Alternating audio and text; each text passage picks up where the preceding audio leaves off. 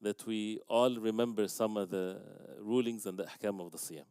So first of all, we'll talk about the hukm, the ruling of fasting. And we'll talk about the conditions, shurut al-wujub. When is it obligatory for a person to fast? And we'll talk about the pillars of fasting. And inshallah ta'ala, we'll talk about what breaks the fast and the a'dhar or the excuses that allows a person to break his fast without a sin. 5 points. So hopefully, inshallah ta'ala, you guys are with me. And if you want to write it down, if you don't have that knowledge, inshallah ta'ala, it's good to remember. It's going to be like points, one after the other, inshallah ta'ala. The first one, what is the hukm? What is the ruling of fasting? Fasting the month of Ramadan is fardun wajib. It's an obligation. It's one of the pillars of Islam. يا أيها الذين آمنوا كتب عليكم الصيام كما كتب على الذين من قبلكم لعلكم تتقون. O you who believe, fasting has been prescribed upon you, the same way it's been prescribed upon those who before you, لعلكم تتقون. So when we're talking about the ahkam, there is no separation in the Qur'an and the Sunnah from the physical ahkam of things versus what's supposed to be the outcome of it and the purification of the heart and the humbleness and the devotion and so on. So it's not just a physical fasting and then we don't benefit from it. You see how the ayah is. Fasting is something that is done physically. But لَعَلَّكُمْ تَتَّقُونَ, so that you have the taqwa and attain the taqwa of Allah subhanahu wa ta'ala, the fear of Allah, to be dutiful to Allah, to purify oneself from sins. So in the hadith of the Prophet alayhi salatu wasalam, بُنِيَ الْإِسْلَامُ عَلَى خَمْسٍ, the famous hadith, Islam has been built upon 5 pillars. شهادتين, شهادة أن لا إله إلا الله وأن محمدا رسول الله, وإقام الصلاة, to establish the salah, and to إيتاء الزكاة, to give the zakah, وصوم رمضان, and to fast the month of Ramadan, and حج البيت لمن استطاع إليه سبيلا, to make the hajj for those who have the ability to do so. So fasting is one of the pillars of Islam. And it's a yearly establishment of this pillar till we depart from this life. And it's a pillar of Islam for those who fast, and it's a pillar of Islam for those who are not able to fast. Because the fact that Allah subhanahu wa ta'ala excused them from fasting, that means it's part of the deen. It's part of their deen that they cannot fast. Because that break did not come from themselves. We don't have in the deen of Islam that the ulama get together, let's make something halal, make something haram, all of that. This is for the nations before, and this is how they get corrupted. اتخذوا أحبارهم ورهبانهم أربابا من دون الله.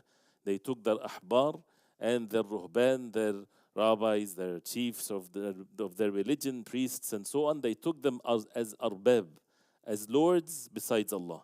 And Adi ibn Hatim, radiallahu anhu, he was a Christian and he became a Muslim. Sahabi, one of the companions of the Prophet alayhi salatu wasalam, he said to the Prophet alayhi salatu wasalam, and that's the importance of the tafsir, to know the explanation of the verses by the sunnah, by the statement of the Sahaba and so on. He said, radiallahu anhu, to the Prophet alayhi salatu wasalam, O Prophet of Allah, we did not take them as arbab, we did not take them as lords besides Allah, like they were not worshipping them besides Allah subhanahu wa ta'ala. The Prophet alayhi salatu wasalam said to him, weren't they the ones يُحِلُّونَ لَكُمُ الْحَلَالَ وَيُحَرِّمُونَ الْحَرَامَ? Weren't they the ones that make halal permissible, halal for you, and what makes haram forbidden for you is forbidden? Aren't they the ones that make that decision? He said, yes. So the Prophet alayhi salatu wasalam, he said, this is how you took them as arbaban min dunillah. Because who's the one that has the right to this is halal and this is haram? No one except Allah subhanahu wa ta'ala. ولا تقولوا لما تصف ألسنتكم الكذب هذا حلال وهذا حرام لتفتروا على الله الكذب. Do not let yourself say this is halal and this is haram. لتفتروا على الله الكذب. You're forging, you're making lies about Allah subhanahu wa ta'ala. That is the worst sin, worse than shirk, worse than associating partners with Allah, when someone invent a lie about Allah. And this is actually how shirk originated. People were upon the tawheed, the oneness of worship of Allah. What happened? Someone invented this new thing of worshipping other than Allah, and then people followed.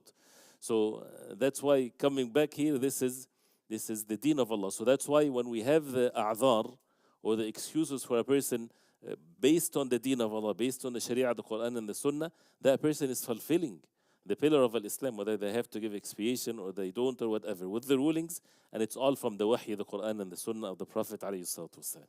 So this is the hukm, that it's fardun, wajib, obligatory, matter, of course, for everyone. Then the excuses comes later, inshallah. The second point was what? Anyone is with me? The conditions, barakallahu feek. The conditions of fasting. The conditions, the word conditions or shurut, either it's shurut sihha or shurut wujub, meaning conditions that would validate the act versus conditions that makes it an obligation for the person to observe the act of worship. So we'll talk about what are the conditions that once a person has it, then it's an obligatory thing upon him, obligatory to fast the month of Ramadan. So these conditions are, number one, al-Islam.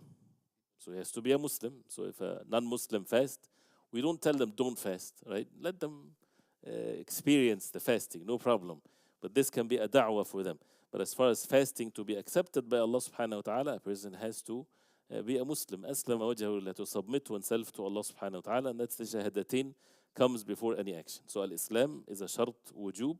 If a person, by the way, if someone embraces Islam during the day of Ramadan, and hopefully, inshallah, we'll finish before the time. If there's so many masail, right? If someone embraces Islam today, that's alhamdulillah, no problem. We understand what needs to be done. But if someone embraces Islam during the day in Ramadan, at Dhuhr time, he became a Muslim. What should that person do? He's already ate. Even if he didn't eat anything, he was not a Muslim in the morning time, and then he became a Muslim. That means he was not fasting, because fasting requires intentions, and now he became a Muslim. The ulama, they say, because of the sanctuary of the month, and again, it's as long as that person doesn't run away if he hears this, because it's a matter still easy for him, is to abstain from eating and drinking till the Maghrib. But it doesn't count as a day. And he needs to make up that day later. And this is by the mercy of Allah. But if something might scare him, it's an easy matter, inshallah. So al-Islam, al-aql, someone that is sane, someone not insane, someone that has mental disability, that is not aware of what he's doing, is not competent of his actions, then there's no obligation on him. And there's no fidya, nothing whatsoever. He's not responsible for his actions.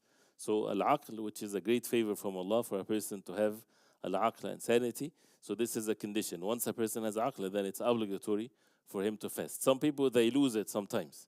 One day he's insane, one day he's not insane. So the day that he is sane, then he has to fast.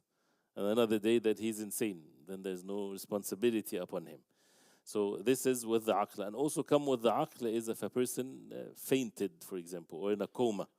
So there's no wujub on them because they're not in this life. They're just in a state of coma or fainting and so on. And there's rulings that comes as a result of this. So the second condition is al-aql. Inshallah, at the end we'll ask you about how many conditions we mentioned. Inshallah. Number 3 is al-bulugh, the age of puberty. Al-bulugh, and al-bulugh is to reach something. So this is reaching the age of puberty as a condition for the obligation. If a child before the age of puberty, 7 years old, fasted, right? Fasting is accepted from him, and he gets rewards for it. And his parents or his guardians, they get reward for it. But it's not an obligation upon him. It's not an obligation upon him because he did not yet reach the age of puberty. And like the salah, it becomes an obligation upon the parents to make sure that their children, those who have the ability to fast.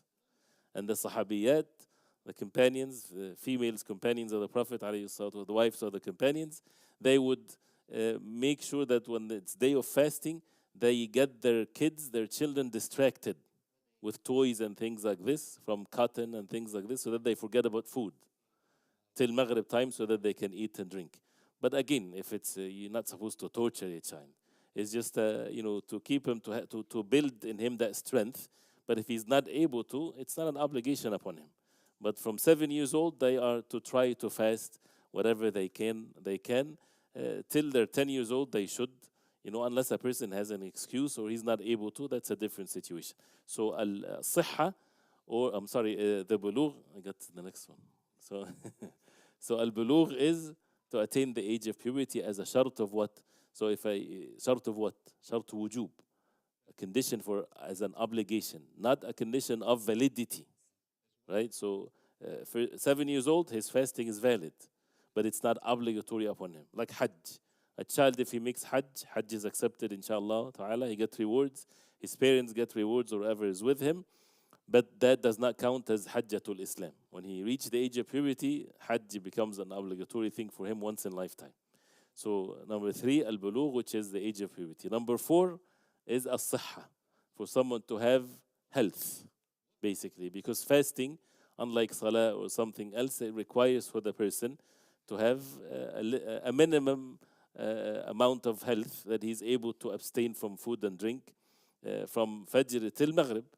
So this is one of the conditions as an obligation. If someone has health, then it's an obligatory thing upon him to fast. If he doesn't, this is one of the excuses to break the fast if a person is sick. What constitutes al-marad or sickness? This is a detailed subject.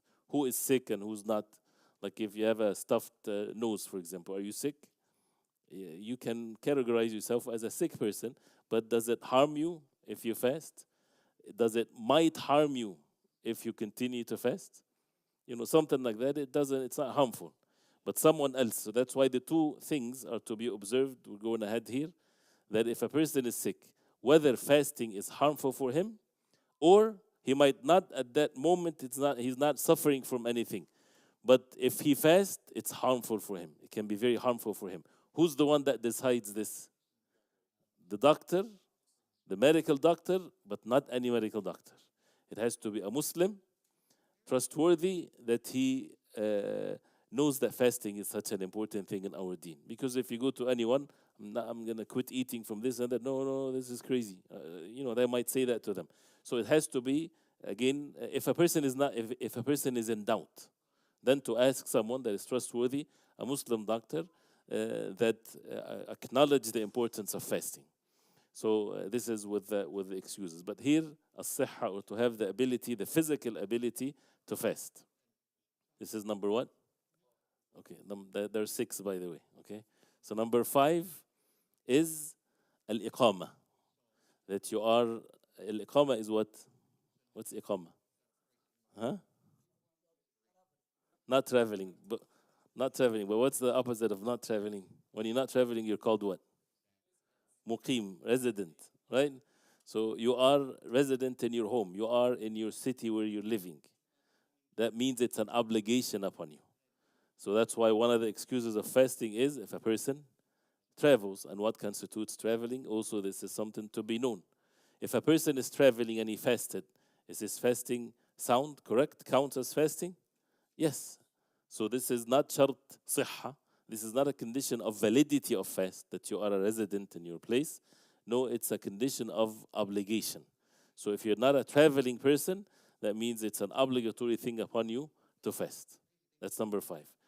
Number 6 is, as they say, al-khuluw min al-hayd wa nufas. For the women, that she does not have hayd or nufas, the monthly cycle, or the after-birth bleeding. So because once she have the monthly cycle, then it's not permissible for her to fast. It's not an obligatory, but this is not obligatory only, this is also sihha. This is condition. That means if she has the monthly cycle, then fasting is not obligatory upon her and it's not valid from her. So even if she fasts, it's not permissible for her to fast. And we mentioned that maybe last week, but it's important to remember this and see how the Sahaba, the aqidah and the manhaj and the way of understanding and the deen and the ahkam, they all go together. There's no differences between one and the other. So when the woman came to Aisha radiallahu anha and she told her, what's the wisdom behind that when we have the monthly cycle, we don't make up for the salah, but we make up fasting. So because the woman in the haid, when she breaks her fast 5-6 days or whatever, in Ramadan, she has to make up these days after Ramadan. So she asked her, why we're not making up the salah? So she said to her, Haruriya anti, are you from the Khawarij or deviant sect? Because as simple as كنا نؤمر بقضاء الصيام ولا نؤمر بقضاء الصلاة. We have been commanded to make up fasting, the fasting days, and we were not commanded to make up the salah. Because it's from Allah. Again, this is from Allah subhanahu wa ta'ala. So there's wisdom, definitely there's wisdom. But who are the ones that you can question the rulings? Human beings. But Allah subhanahu wa ta'ala, the one that created us from nothing. A person would question why this and that affects his submission to the commands of Allah, ask about the wisdom, sure, no problem. But it does not affect your submission to the commands of Allah, because Allah subhanahu wa ta'ala is the most wise and everything is perfect from Allah subhanahu wa ta'ala. So not having the blood of menses and the after birth bleeding. And also there's some masail and details with this. So these are 6 conditions. So what are they? One after the other. Al-Islam, Al-Aql, Al-Bulugh, age of purity, Al-Sahha, health, Al-Iqama, resident, and Tahara from Al-Hayd, not having the Hayd, the menses, and the after birth bleeding. Clear, inshallah? So if you don't have to memorize it, we have to memorize it, inshallah. Al-Islam, Aql, sanity, Al-Bulugh. These conditions actually for all ibadat. Al-Islam, wal-Aql, wal-Bulugh. Al-Islam and sanity and age of puberty. And then you have As-Sihha, health, and you have what after that, Al-Iqama, that you're a resident, and without no Hayd, that's for the sisters, inshallah, for the Hayd and the after birth bleeding. Okay? So these are the conditions. Okay? After the conditions, pillars of fasting. Like pillars of salah. How many pillars of salah? 14 pillars of the salah. For fasting, it's only 2 pillars of fasting. MashaAllah. Very easy to remember. So, arkan. And what is the meaning of rukn? Rukn is a pillar. And why is it a rukn? That means without the rukn, there is no ibadah. There is no that thing that you talk, it's a rukn. If there's no rukn for the house, there's no house. It's not like there's a broken house. No, it does not exist. So when there is no rukn, there is no fasting. One is missing, then the fasting is altogether is not valid. The same thing with arkanus salah, 14 rukn. If one is not done, then the salah is not valid. So the 2 rukn, the 2 pillars of fasting, very easy. The first one is an-niyyah, the intentions of fasting. So if someone doesn't eat and drink from the morning to the evening, but he's just doing that for some diet plans, or he likes the idea, or a non-Muslim or whatever, there's no niyyah. The intention is, what is the niyyah? That a person is doing what? Is doing something called fasting for the sake of Allah subhanahu wa ta'ala. That means he's worshipping Allah subhanahu wa ta'ala and none else but Allah subhanahu wa ta'ala by doing this act of fasting, and seeking rewards from no one but Allah subhanahu wa ta'ala. So this is what an-niyyah is. So if someone associate partners with Allah, the niyyah would be valid? Of course not. Because it has to be as a worship to Allah subhanahu wa ta'ala alone. If someone in his fasting, he worship Allah subhanahu wa ta'ala alone, but he go make sujood to an idol, for example. You know, and that it's 2 separate things. Would the fasting be accepted from him? No, because he is mushrik. He's associating partners with Allah. So this is one part of the niyyah. The second thing is seeking the rewards from Allah subhanahu wa ta'ala alone. So if someone is showing off, even though it's difficult to show off that you're fasting unless you say, I'm fasting, right? But you're not showing, you can show that you're eating, but you don't show that you're fasting. What are you going to show? So, but that's why the rewards of fasting are so much, because it's a secret between the person and Allah subhanahu wa ta'ala, which is a sign of sincerity. But the ulama, when they mention the rukn of the niyyah, because also they separate between the fard and the nafl siyam. The fard siyam, like the siyam of Ramadan, you have to have the niyyah during the night, not in the daytime. So for the nafl siyam, you can have the intention in the day. As the Prophet ﷺ sometimes would come after Fajr, after sunrise, and he enter the house, and he would say, is there food today? And they say, no food. Right? So you say, إِذَنْ أَنَا صَائِمٌ, I'm fasting today. So the niyyah was initiated right there, but with the condition that a person didn't eat anything from Fajr time. That's for optional fasting. Nowadays, you can do that. But you get the reward starts from once you start, you make that decision that you're going to fast. For fard, it has to be during the night. So before Fajr, even with 1 second before Fajr. And where is the organ of our body that the intentions are to be done from? Multiple choice. The tongue, or the hands, or the heart? The heart, mashallah. So tongue has nothing to do with the niyyah. So if someone says, nawaitu an asum Ramadan, or nawaitu an asum ghadan min Ramadan, or I have the intention, all of that does not make a person have the niyyah.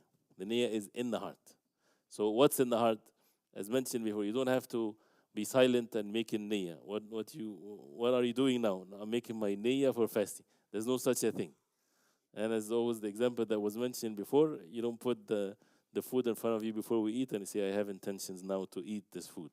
You already know what you're doing. So the niyyah is in the heart. That tomorrow is Ramadan, and you don't have to make that even that dialogue.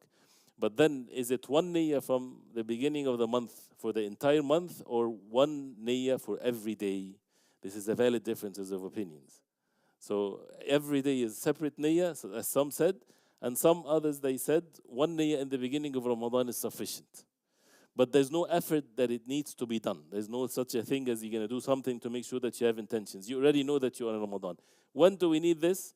If you're traveling the next day, or you're already in a state of traveling, right? So you're debating with yourself, should I fast, should I not fast?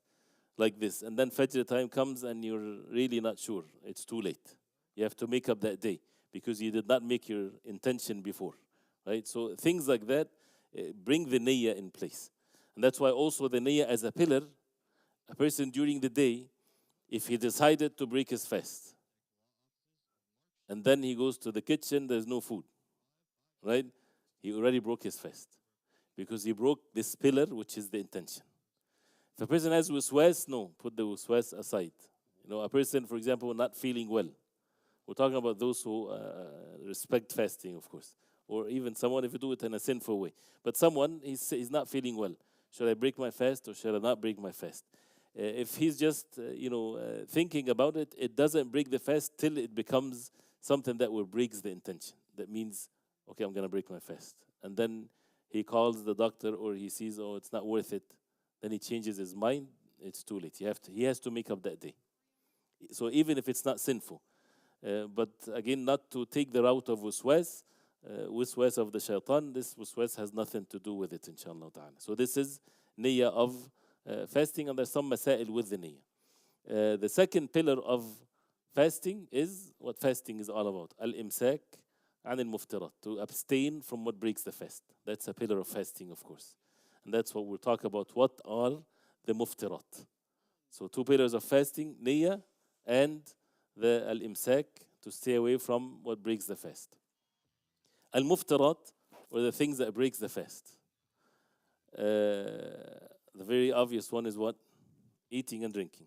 Right? Eating and drinking breaks the fast. And with the new things that people, what comes into the categories of eating and drinking. Eating and drinking is well known that you put something in your mouth and it goes down your throat to your stomach. Anything, food, drink, or anything, even if it's of no nutrition whatsoever. You took a medicine through your mouth. This breaks the fast. Even if the medicine tastes bad, even if it's a pill, you did not benefit from it, even if you swallowed it without taking any water, all of that breaks the fast. So as a rule, anything that goes from the mouth, the normal passage of food to the stomach, that breaks the fast. No differences of opinion in this. The strange things doesn't break the fast. Someone walking in the street and a bug flies and goes into his mouth and he went inside, right? It doesn't break the fast. This is by mistake. رفع أمتي الخطأ والنسيان. Unless someone likes, it's a delicacy to eat some bugs, that's a different situation. But this is يعني رفع أمتي الخطأ والنسيان ومستكره عليه. The hadith of the Prophet عليه الصلاة والسلام, mistakes and forgetfulness, and what a person is coerced or forced to do, no blame on my ummah if something like that happens to them. So someone broke his fast by mistake, right? There's no harm on that person. Someone forgot and he drank or he ate while forgetting. No harm, he should continue.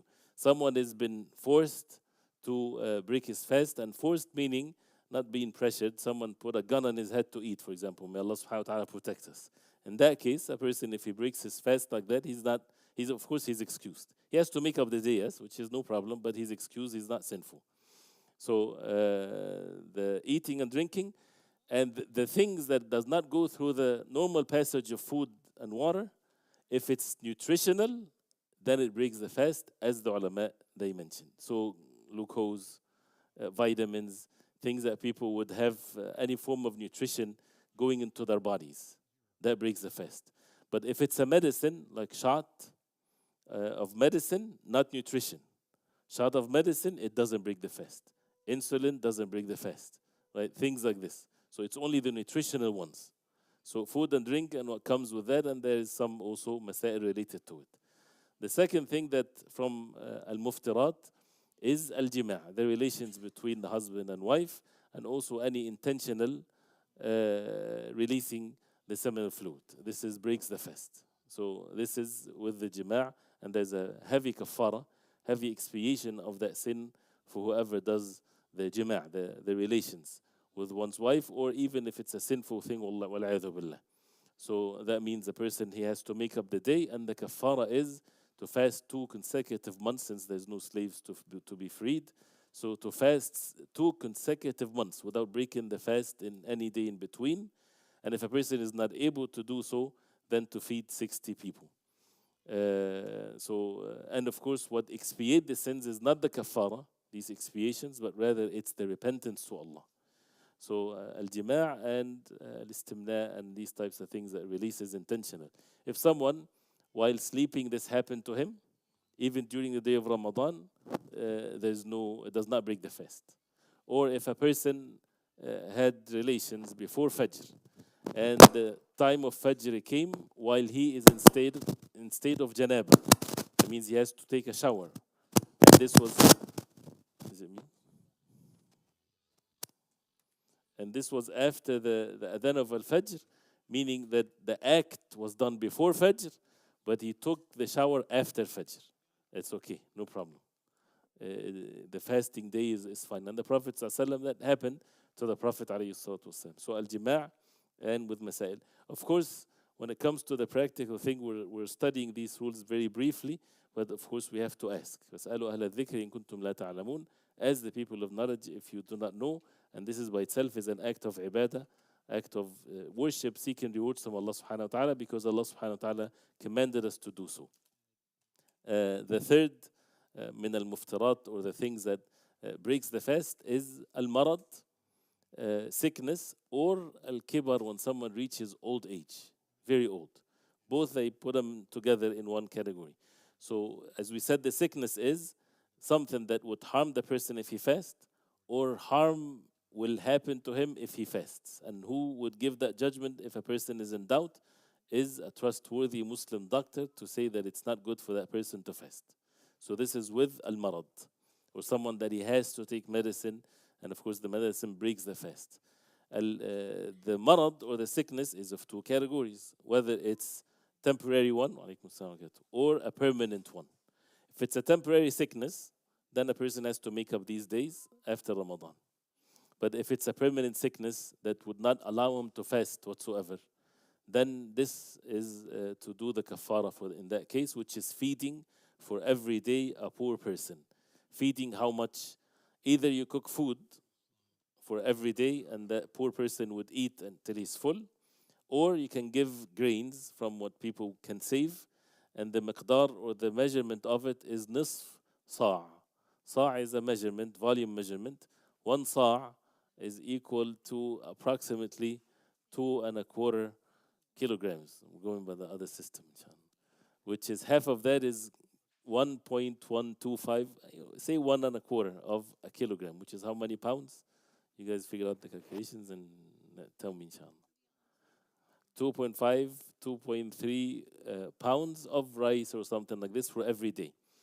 Can a person give the kafara or the feeding now? No. Even though that he knows that he's not going to fast because he has a permanent sickness. He has to wait till the month of Ramadan starts, and then he can feed for the entire month. And Anas radiallahu anhu used to wait till the end of Ramadan when he was very old in age, because the Prophet ﷺ made dua to Allah subhanahu wa ta'ala that Allah subhanahu wa ta'ala bless Anas radiallahu anhu in his life and in his offspring. He lived till he was very old radiallahu anhu, and he buried with his own hand 60 of his children. Right? So he lived a long life by the dua of the Prophet ﷺ. So when he reached very old age, which is al-kibar, when someone is very old, even if he has no sickness whatsoever, but the fact that he is extremely old, we're not talking about 50, 60, even 70, something that a person is very old, then he's not able to fast, he's excused, and he gives the kafar. right? So this is with al-marad wal-kibar. Also from the a'dhar, since we talked about the conditions, is traveling, al-musafir. Someone is traveling, he can break his fast, there's no harm, but he has to make up the day after the month of Ramadan or the days that he broke the fast. What constitutes traveling is the same what a person would shorten the salah when he's traveling is the same applies for fasting. So it has to be a traveling known to the local people that this is traveling. And you can use the distance as a way to help you, but it's not, there's no specific evidence of the distance. The ulama, when they mention distance, just to make it easy, sometimes you're confused, and if you're confused, then you're not traveler. So for example, if you're going from Chicago here to Springfield, right? You're traveling. Everybody knows that you're traveling. But if suburbs, it's not considered to be traveling. Even if it can be 48 miles or whatever, it doesn't matter. If you're in doubt, are we traveling or not traveling? Does it that considered be traveling and you're not really sure? Then what is the original ruling? You're not traveling. So you're not traveling till you know for sure that you are in state of traveling. And when do you start break your fast? Is after you depart from your city. So you're going to a city far away. Then once you depart, you get into the highway and the city is behind you. Then in that moment you can break your fast.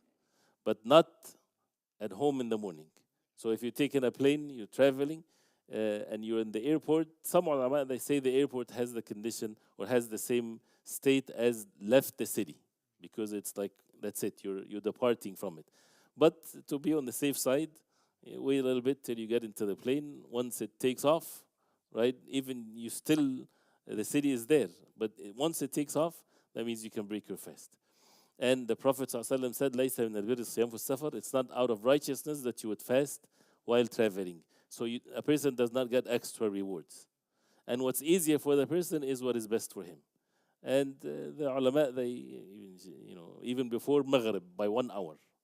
If the plane is 1 hour before Maghrib, right, and it takes off 1 hour before Maghrib, you would think it's easier to continue to fast, right? But if someone broke his fast right there, he is to be blamed?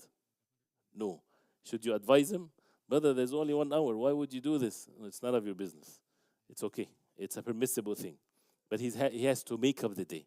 Sometimes a person doesn't want to break the fast because he doesn't want to make up the day. So that's the only thing with this. So traveling and the Jumhur, and again, this is a matter of difference of opinions, but the Jumhur, the majority, are upon that this the time of traveling is 3 nights and 4 days. So if a person is traveling more than that, he only break his fast in the days of traveling. But if he's staying more than 3 nights and 4 days, then once he reaches his destination, he fasts like everyone else. So if you're going for Umrah and you're going to stay there for a week or 10 days, once you reach, you break your fast. Once you reach, you start fasting. On the way, you break your fast. But once you reach, you stop fasting because you're staying more than 4 days. And this is even Shaykh ibn Baz rahimahullah was upon this, and the fatwa was upon this. But there's other opinions that says as long as a person is considered to be traveling. So this is an easy mas'ala, inshallah. So this is with a safar, and then it has also masail. What breaks the fast also, that even it's mentioned with the marad, but it's a separate category, is the pregnant woman and the one that breastfeed. So what number is this? Al-hamil wal-murda'. The 5. So just the fact that she's pregnant or just the fact that she's breastfeeding, that is sufficient excuse to break the fast. So if she wants to fast and it's not harmful for her and it's not harmful for the child, there's going to be milk for the child, then it's up to the person and the fasting will be valid. And also to use a judgment from some trustworthy source. Women are different in this, but it's a valid excuse. Even if she's very healthy, but it's the fact that she's pregnant or breastfeeding, it's valid for her to break the fast. And she has to make up the fast afterwards. And even a woman, she's breastfeeding not her child, the child of someone else. And she's getting money, she's getting paid for it. This is her job, as used to be in the past. Right? So she has the permission to break her fast, even though this is her job. Because she has to have the milk for the child. And it shows the rights of the children that has to be observed. A woman should say, well, I'll give him formula. No. Do what is best for the child and break your fast. And Allah subhanahu wa ta'ala is the most merciful. So, al-hamil wal-murda'. If the next Ramadan comes and she did not make up the fast because of the pregnancy and breastfeeding, then the kafara is to be, or the feeding to be done for every day a poor person. And this is where the subject who is entitled to this kafara, if she broke her fast because of her own health only, then she is the one to give the kafara. If her husband gives it, then that's fine, but it's mainly upon her. If she broke her fast because of the child, she's okay. But because of worried about the child or to have milk for the child, then who's the one that has an obligation to pay the kafara? The husband or the guardian of the child, because she broke her fast for him.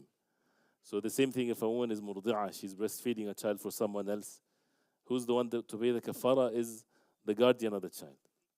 So this is al-hamil wal-murda' as from the excuses of fasting, of not fasting. And so how many we mentioned here like this? Right. This is excuse. We're talking about excuses, right? Okay. So al-a'dhar. No, we're talking about the muftirat. I mixed them. We're talking about what breaks the fast. So he said eating. Yeah, I got mixed up. So it's my fault. So he said eating and drinking and jima' and sickness and this is a'dhar. Sickness is an excuse. No, so after eating and drinking and jima' and having relations, from the miftar, what breaks the fast. After that, number 3. So number 3 is, we're not going to repeat the ones in the a'dhar, inshallah. It's my fault. So number 3 from the muftarat, what breaks the fast, is al-qay, ta'ammud al-qay, to throw up intentionally. Because the hadith of the Prophet عليه الصلاة والسلام من ذرعه القيء فلا حرج فلا جناح عليه أو كما قال عليه الصلاة والسلام ومن استقاء فعليه القضاء. Whoever overpowered with vomiting, he vomited without his own choice. Fasting is valid, does not break the fast. But the one that istaqa, the one that made himself vomit, then that person has to make up the day because fasting is broken. So al-qay is something that breaks the fast. Al-ridda is something that the ulama they mention. If someone becomes a murtad, he disbelieved, of course that breaks the fast, of course, in that case. Then the a'dhar, the excuses. We talked about al-marad, we talked about traveling, sickness, old age. We talked about traveling, we talked about the pregnant woman and the breastfeeding. One as permissible excuses to break the fast. And that's all. That's when it comes to the a'dhar in general. In general, these are the ones that are excused unless there is some specific masail that comes into that subject. Another point is needed to be known here. بما يثبت دخول الشهر. How do we know that the month of Ramadan started? Which is the yearly issue that comes up sometimes. The month of Ramadan starts by what? By looking at the calendar? By sighting the moon. Because of what? Because we decided that, or it sounds nice? No, because the Prophet ﷺ, he said, صوموا لرؤيته وأفطروا لرؤيته. Who's saying that? The Prophet ﷺ. الذي ما ينطق عن الهوى إنه إلى وحي يوحى. He does not speak from his desire, he speaks from revelation. He said صوموا means ordering us. Fast لرؤيته, when you see it, when you see the moon. وأفطروا لرؤيته, and break your fast when you see the moon. So seeing is with العين المجردة, with the normal eyesight. No telescopes, no airplanes, nothing. So no satellites, none of that. And even more to establish this meaning, to be clear, the Prophet ﷺ, he said, نحن أمة أمية لا نكتب ولا نحسب. الشهر هكذا وهكذا. The Prophet ﷺ, he said, we are illiterate ummah, we don't write and we don't calculate. The month is like this and like this, 30 days or 29 days. And this is, as mentioned before, this is praising the ummah, not putting down the ummah. Person will say, we're not illiterate anymore. No, we continue to be that way. Meaning that the rules does not require for you to be well learned and so sophisticated in technology and things like this. The deen of Islam is valid for someone in the jungle somewhere and someone that is in the most sophisticated position. Right? Sumun ru'yati, everybody can relate to this. Break your fast when you see it. You don't see it, the next day is Sha'ban and the matter is easy. You made a mistake, it's not a mistake. This is deen. So if it was there, if it's cloudy, what happens? Then the next day is Sha'ban. Right? So, and if people realized afterwards that the moon was there, it's a mistake, and oh, subhanallah, you did not make a mistake. You followed the deen of Allah. And it happened at the time of the Sahaba radiallahu anhum that they just make a day afterwards. And this is part of the deen. So that's why ijma', consensus of the ulama from long time ago, even from that hadith, because there used to be hisab, that al-hisab al-falaki, calculations, does not count whatsoever for the beginning of the month or for the end of the month. So these brothers, those who already made the calendar, that Ramadan is Monday or whatever, the day of it, with the moon calculation, and 10 years ahead of now, do not follow that. That's going to cause disunity to the communities and the Ummah. They're the ones that initiated this.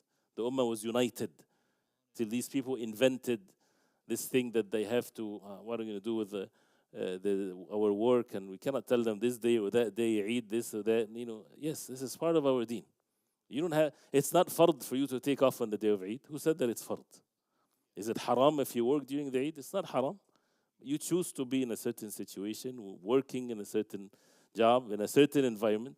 If you don't like it, go to Mecca and Ramadan and have the Eid with everyone else. But not to change the religion because of convenience that we have, right? So we have to be careful with these things.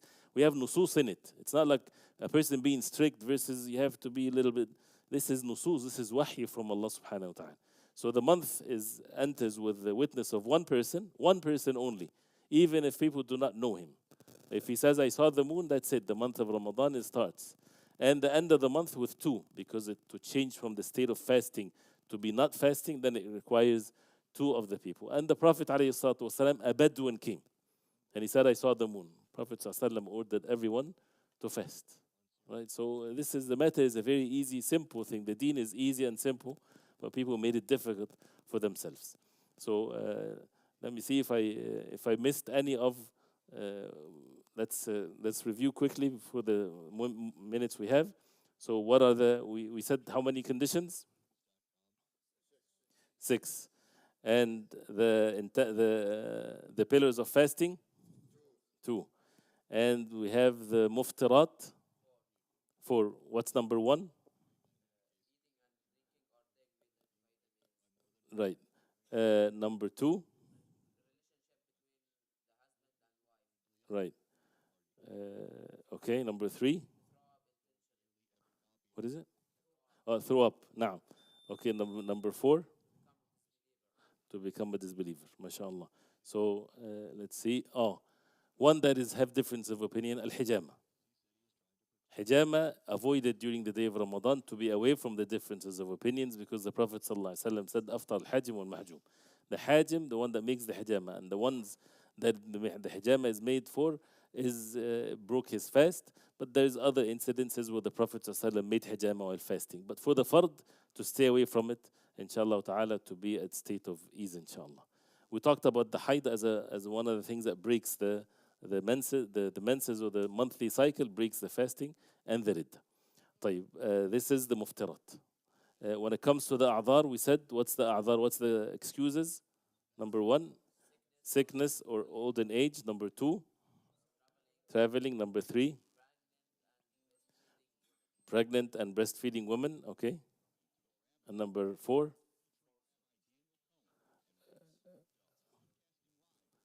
right. Okay, this can be said as an excuse if it's by mistake or if you forgetfully broke your fast, then there is no harm in this whatsoever.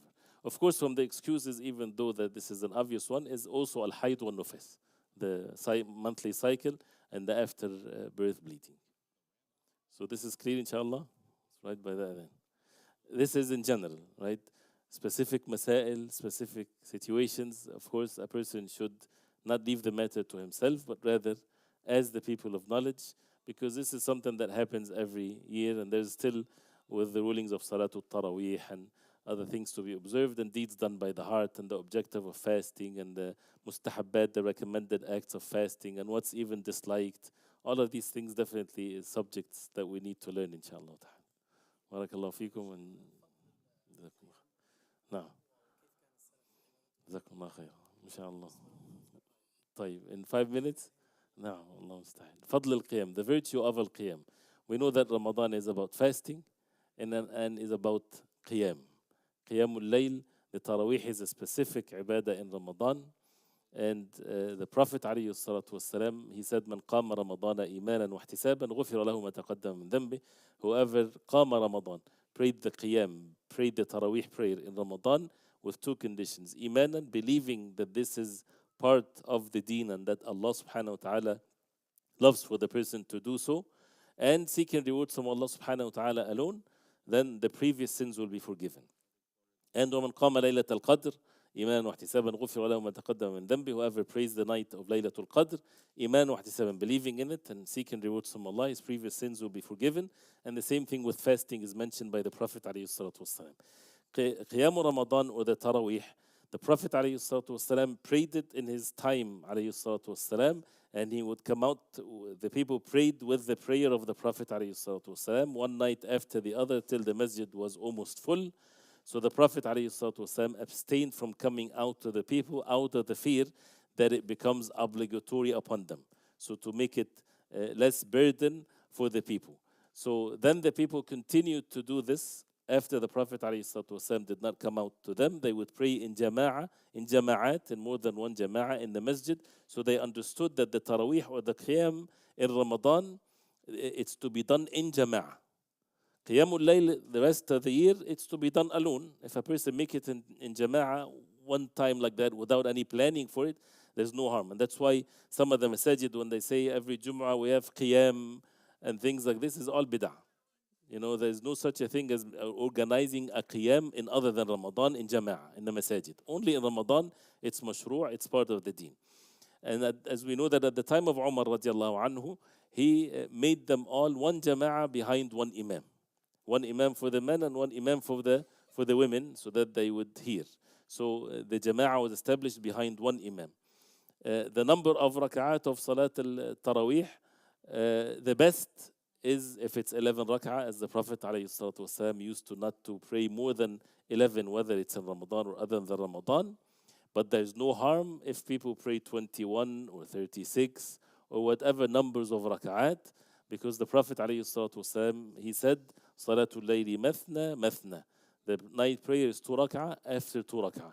So it's not bid'ah, it's not innovations. There's nothing wrong with it whatsoever. And this was done at the time of Umar radiallahu anhu and the tabi'een and tabi'een. So, and the real meaning of all of this is, there is to see what is best for the people. What is best is to make it 11 and 11 long. So if you have a choice of 11 short rak'ah versus 21 short rak'ah, which one is better? 21 short rak'ah, right? 11 short versus 21 short. 21 short, because you need more salah, more ibadah. The best of both is to make 11 long.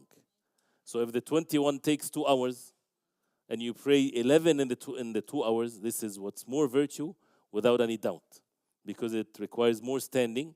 So more rewards. أفضل الصلاة طول القنوت, as the Prophet ﷺ said. The best salah is the long qunut, long standing. And to guarantee that a person made it for one night prayer, because you need to have the entire month to get the reward of the forgiveness of the sins. من قام Ramadan, the entire month of Ramadan. To guarantee that is by the hadith of the Prophet ﷺ, من قام مع إمامي حتى ينصرف كتبت له قيام ليلة. Whoever make the qiyam, Taraweeh prayer, with his imam, till the imam finishes the salah, it will be written for that person one night prayer. Can you pray at home and not pray in the masjid? Yes, permissible. But you don't guarantee that you get a one night prayer for sure. You get it guaranteed if you prayed behind the imam till he finishes. And finishes meaning that he makes salam from the witr salah. He's done. That means it's guaranteed the one night prayer, inshallah ta'ala. And the virtue of it is, as we heard in the hadith, and this is where the month of mujahada and exerting oneself, and the Sahaba radiallahu anhum, we should be really, when we look at their affairs and how would they do things, A person might think that are they punishing themselves? They were in state of joy of this. They would stand long and they would يراوحون بين أقدامهم, very long to the extent of which they would lift one foot, put the other one like this because you're standing for a long time, leaning on sticks sometimes because of the long salah. And whenever they would finish, they would go quickly يدركون الفلاح before the adhan of al-fajr to eat something. So, this was a serious matter for them. And one of the tabi'in, he said, if the imam would pray in 8 rak'ah with Surah Al-Baqarah, we would consider him that he khaffaf. He made it a light salah. For 8 rak'ah Surah Al-Baqarah only. So, alhamdulillah, yes, as the ulama, they say, we should recognize the need of the people. And there are the old and things like this. This is a recommended salah. So, yes, the imam would, people get used to, for example, finish the Qur'an once or twice in the month, to be patient with it. It's not a fard salah. So you can sit. People feel shy to sit. Fard salah, you cannot sit, and that's why the imam is not supposed to make it a very long salah. But this is an optional salah. Come and enjoy the salah, even if you're not tired. If you sit, you get half of the reward. But if you have an excuse, you get the full reward, even if you sit. So enjoy the salah and listening to the Qur'an, and it's a medicine for our hearts, and we ask Allah subhanahu wa ta'ala to accept, inshallah. Barakallahu feekum. It's fad? No, the Imam, he can actually, but after he says Takbiratul Ihram. If the Imam says Takbiratul Ihram standing, and he sits, everybody can continue standing. So, but if he starts Takbiratul Ihram sitting, everybody has to sit the entire Salah. We have time?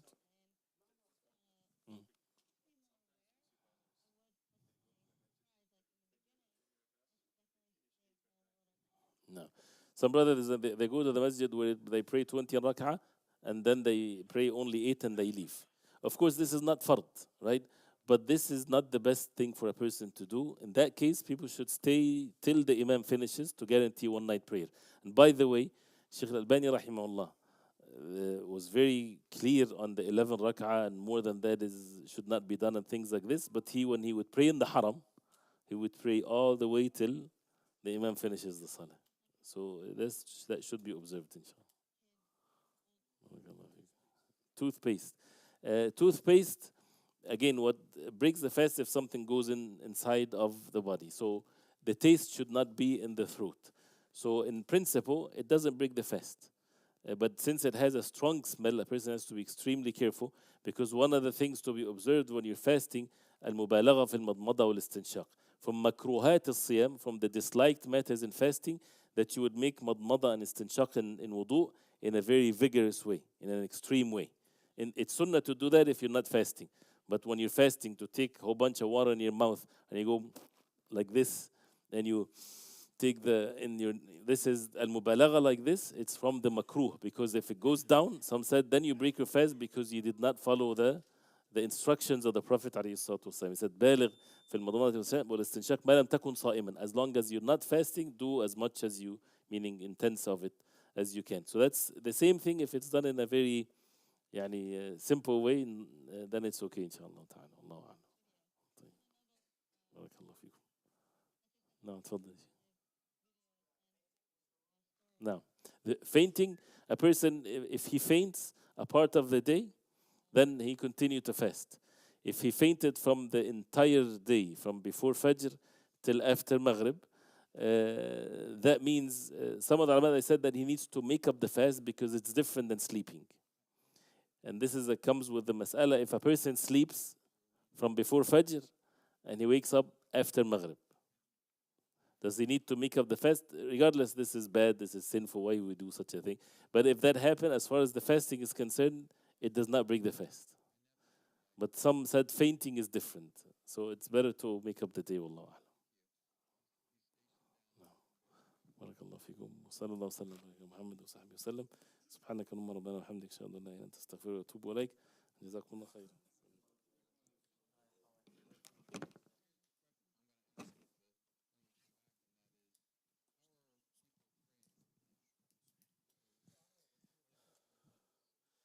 الله أكبر الله أكبر الله أكبر الله أكبر أشهد أن لا إله إلا الله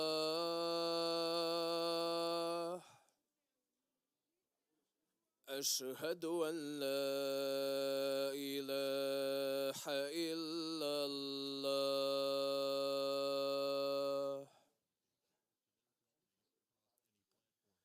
أشهد أن محمد رسول الله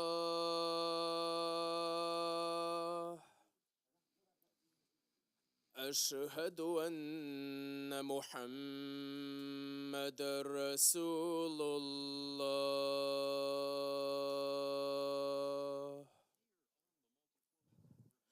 حي على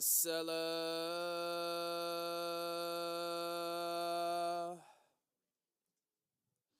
حي على الصلاة حي على الفلاح حي على الفلاح الله أكبر الله أكبر لا إله إلا الله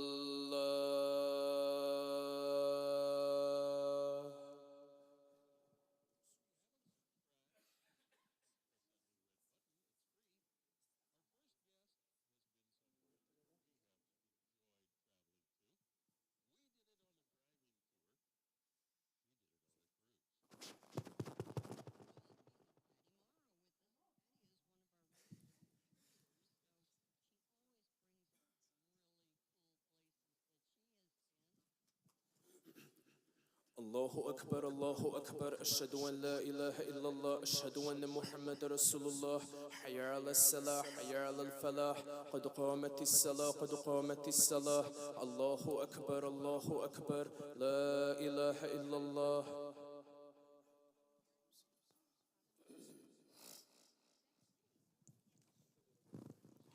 استقيموا يرحمكم الله. تقاربوا، وسعوا شوي. Give some space. استقيموا يرحمكم الله. استووا. الله أكبر.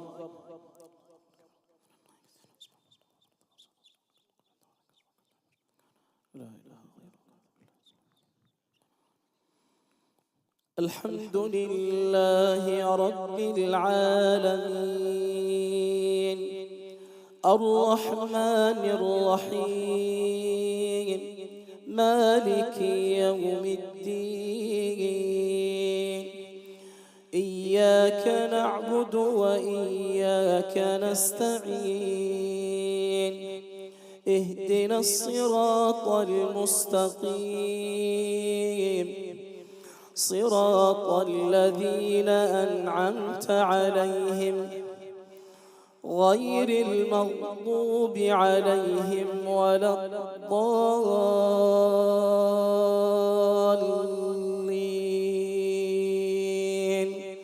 آمين.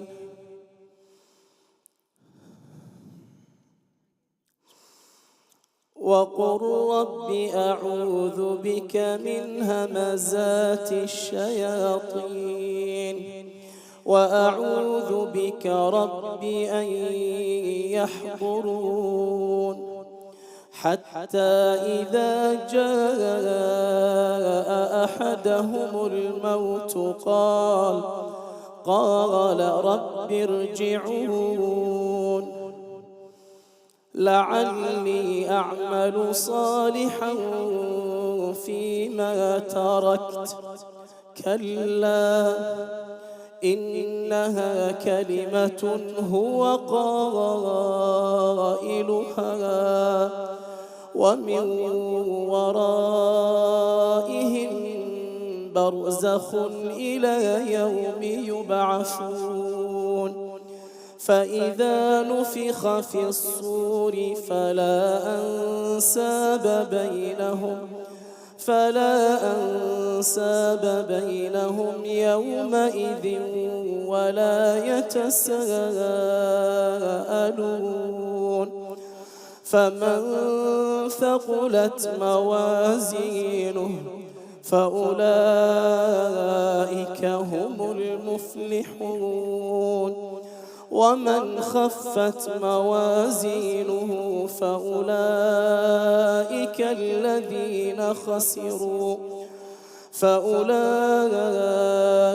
الذين خسروا أنفسهم في جهنم خالدون تلفح وجوههم النار وهم فيها كالحون ألم تكن آياتي تتلى عليكم فكنتم بها تكذبون قالوا ربنا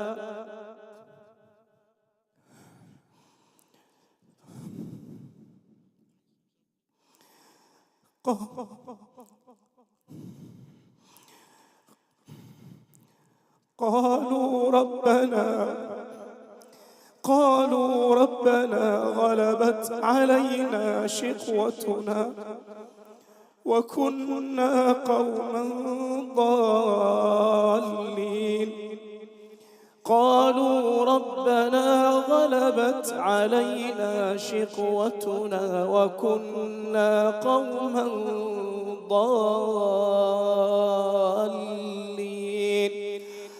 ربنا أخرجنا منها فإن عدنا فإنا ظالمون قال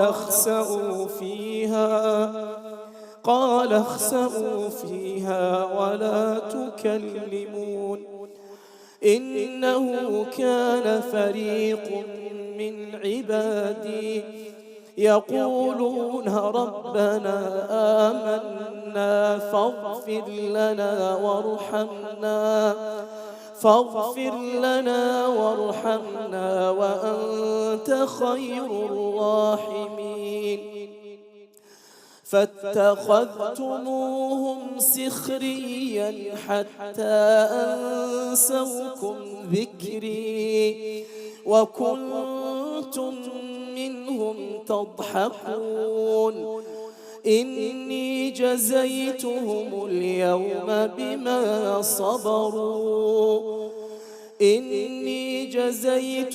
اليوم بما صبروا أنهم هم الفائزون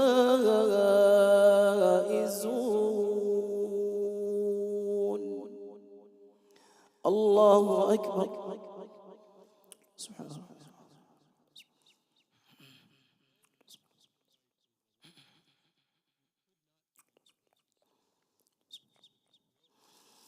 سمع الله لمن حمده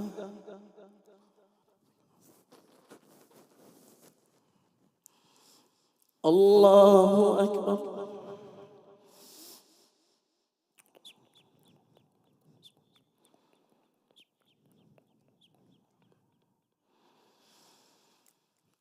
الله أكبر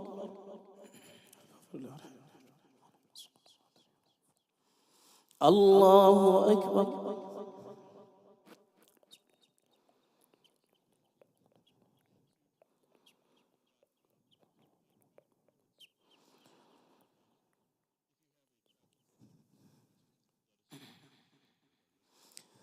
الله أكبر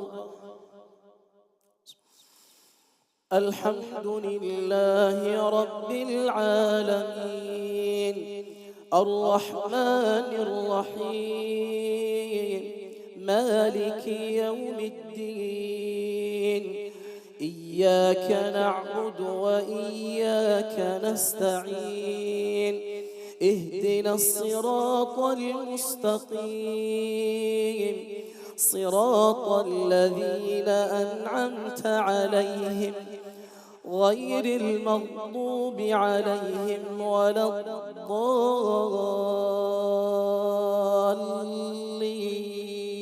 الضالين آمين. قال كم لبثتم في الأرض عدد سنين قالوا لبثنا يوما أو بعض يوم فاسأل العادين قال إن لبثتم إلا قليلا لو أنكم كنتم تعلمون أفحسبتم أنما خلقناكم عبثا وأنكم إلينا لا ترجعون فتعالى الله الملك الحق لا إله إلا هو رب العرش الكريم ومن يدع مع الله إلها آخر لا برهان له به فإنما حسابه عند ربه إنه لا يفلح الكافرون وقل رب اغفر وارحم وأنت خير الراحمين.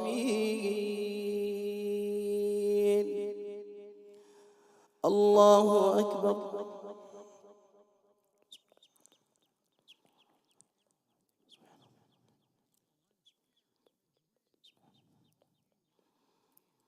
سمع الله لمن حمده.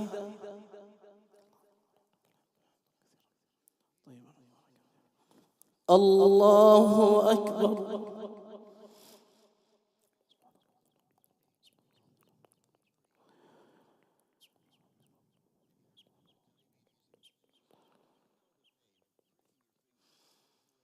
الله أكبر.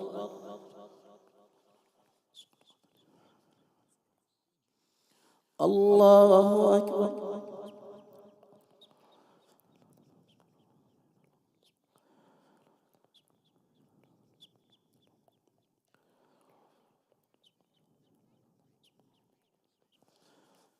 الله أكبر.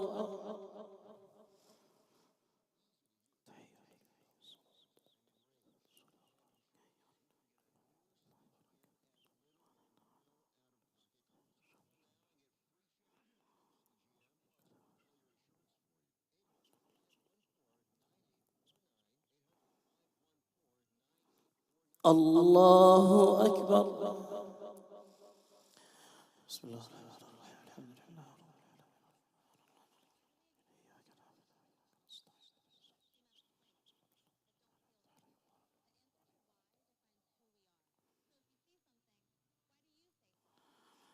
الله أكبر.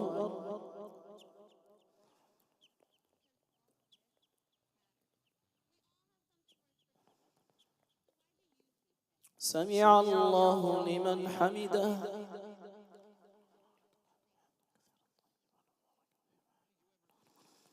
الله أكبر.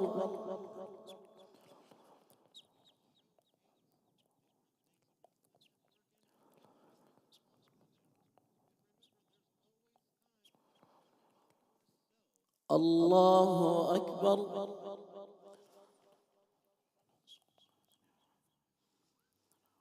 الله أكبر.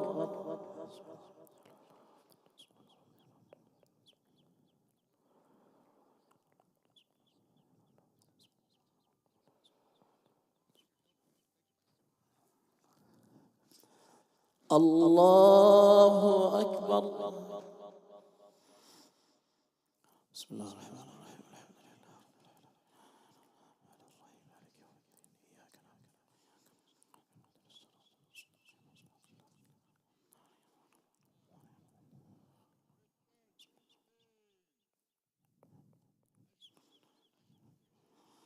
الله أكبر.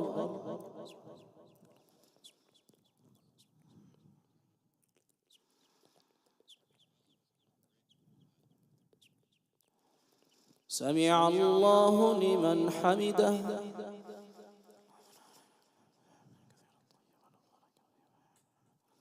الله أكبر.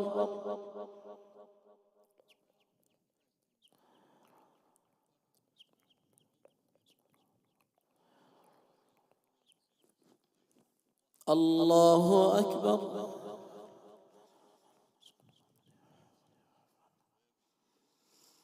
الله أكبر.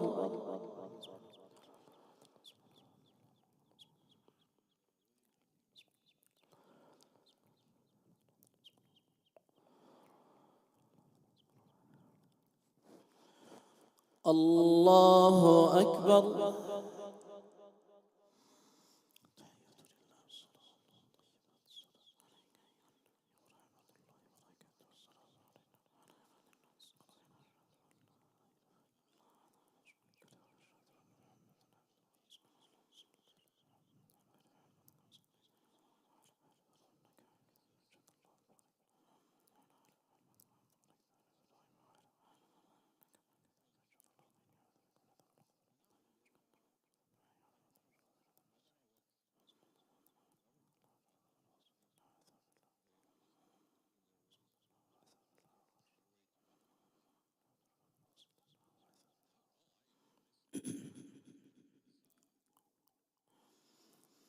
السلام عليكم ورحمة الله.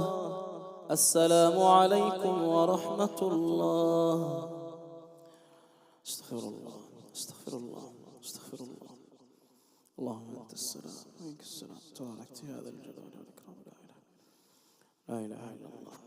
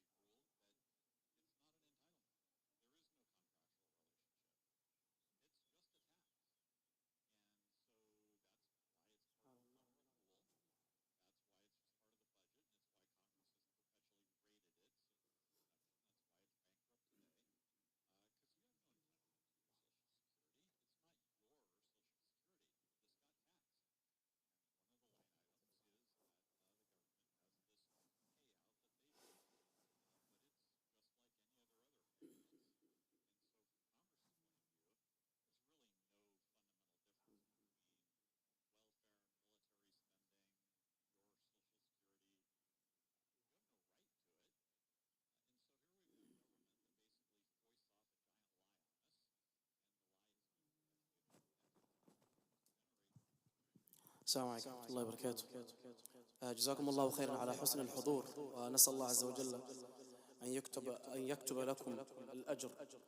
فكذلك we really appreciate our Sheikh, صلى الله أن يحفظه ويطيل عمره في طاعة الله, that come in every weekend all the way from Lombard and here to teach us. صلى الله عز وجل أن يحفظك شيخنا ويبارك في عمرك. فإن شاء الله تعالى, as we announced it last weekend, probably it could be next Sunday evening, maybe not. So it could be Tarawih first night. If it's not, it will be Monday evening. So inshallah ta'ala, the Kitab al-Tawheed the Sheikh was reading, we will postpone inshallah ta'ala until Ramadan is over. So bi'idhnillah ta'ala, after Ramadan is over. But that's great news. I just spoke today, Sheikh Fadilat al-Sheikh Dr. Akram Ziyada, that coming inshallah ta'ala from Jordan, one of the scholars in Jordan, one of the students of the Sheikh Nasir al-Albani rahimahullah ta'ala. Probably most of you do know Sheikh Akram.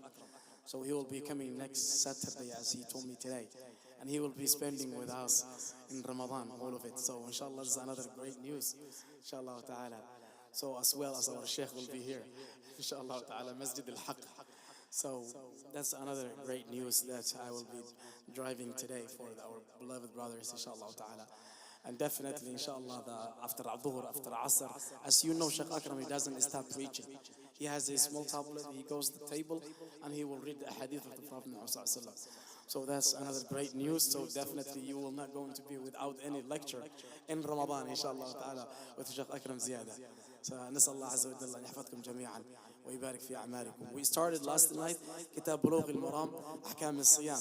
So we started yesterday, since we finished the book of صفة الصلاة. And Nabi sallallahu alaihi wasallam, we finished it day before yesterday, last weekend, last Saturday.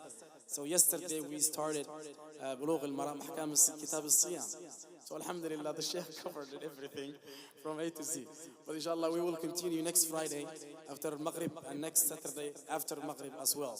Inshallah ta'ala, to cover all the Ahkam al-Siyam and Kitab Bulugh al-Maram al-Hafidh ibn Hajar al-Asqalani rahimahullah ta'ala. فجزاك الله شيخنا ويبارك في عمركم. فإن شاء الله تعالى